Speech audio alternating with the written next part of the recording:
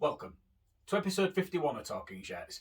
I'm Mike from Hull KR Shirts, and today we're going to take a look at the 2020-2021 Mind Charity Third shirt. So I've covered this shirt a couple of times in the past, so I'm not going to go into massive details about the design or the intricacies and the differences between the replica and the match one, because we've covered it before. As I've said, we did a replica and we also did a match one. So what I'll do is I'll pop up some images there so you can see what episode numbers those are. So if you want to go back and have a closer look and see a little bit more of the intricate details, by all means you can do. In the replica version, which was the first one I did out of the two, I did actually show some of the other potential designs for this shirt, some slightly different colourways and things that was discussed. So yeah, go back and check that out and you'll be able to have a closer look at those if you haven't already seen it. So the shirt that I've got in front of me today was actually worn by George Lawler. So it's quite interesting because this shirt was actually worn across both of the seasons. The shirt that I covered the match one before was Matty G. Matty G only played for us during 2020. He did leave at the end of the season, so he didn't appear in that in 2021. Whereas this shirt was actually worn by George in the defeat against Hull FC at St Helens, of all places. And it was also worn against Leigh at Craven Park in that first game back with fans at Craven Park. So it's actually been worn in the two different games, but there is a couple of differences between the way that the shirt was set up for both of those games. So we will have a little look around it, and I'll cover those as we progress. So let's have a look at this sleeve patch first. So this one is the Betfred Super League patch, and this looks to me like it hasn't had a replacement. It has just had the one applied over it. Sometimes we've seen different layers, and you can see where they've kind of built up. If they're not necessarily layered on top of each other, then you can sometimes see a little bit of an overlap, whereas on this instance it isn't. So I'm guessing it is just the one, and there's a nice crack in it here. I will pop a picture up so you can see it a bit better. That's where that has obviously decided to split a little bit. The way that the patch is being applied, because you have it sandwiched a little bit like this, you sometimes see the seam show through on the top half, and there is just a faint line where you can see the seam where it has come through, and this rip is actually alongside that. So it's potentially that has happened because of where that seam has gone through, and it hasn't maybe quite pressed as strongly on that point as it did on some of the other flatter points. So again, it's interesting.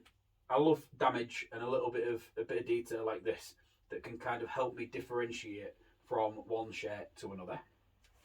Now, there was a little bit more of a change on this sleeve. So this is where it kind of gets a little bit interesting. So on this sleeve here, you can see we've got this giant purple patch with the Iconic branding on. Now, Iconic was signed up with us as a sleeve sponsor for the majority of Super League. You'll recall that Wigan had it on the front of the shirts, Leeds Rhinos had it on the reverse of the shorts, St Helens had it on the reverse of their shirt, and a lot of the other clubs carried it as the sleeve sponsor on the lower left-sided sleeve. Now, there was some issues with those the payments that they were due to make to the Super League, and a lot of the clubs was asked to cover up this logo. Now, what Rovers did was they decided to put another Super League patch over. So I'll pop a picture up so you can see what one of those looks like, because I've got one of those in the collection. So this was actually worn with this logo on against Leigh in that first fixture back with fans at Craven Park. Now, as you can see at the top here, you can see this faint white line. And what that white line is, that is actually a Super League patch. It had been applied over the top here, but because George didn't play at the Magic Weekend due to injury, when the shirt was prepared with that patch on, he never actually wore it in that setting. So I had a little look at it and I just tried to sort of pick it away, and it did, and it just peeled off.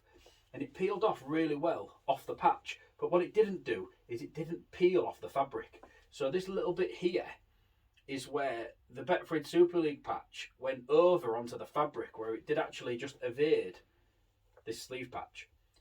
Now, it's a little bit annoying, but I'm much happier being able to see this sleeve patch, because this was actually a sleeve patch that George wore when he played in this shirt.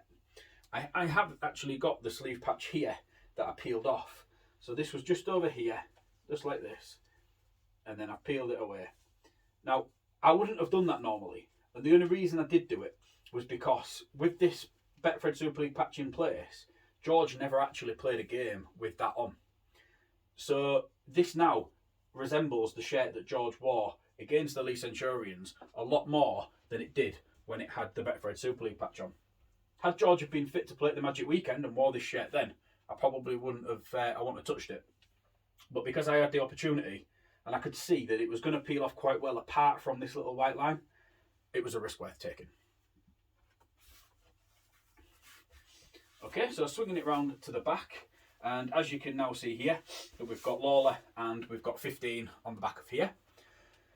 Until the end of 2021, George was the longest serving player at Hull KR. He made 103 appearances across the seasons that he spent with us from 2015 through to 2021.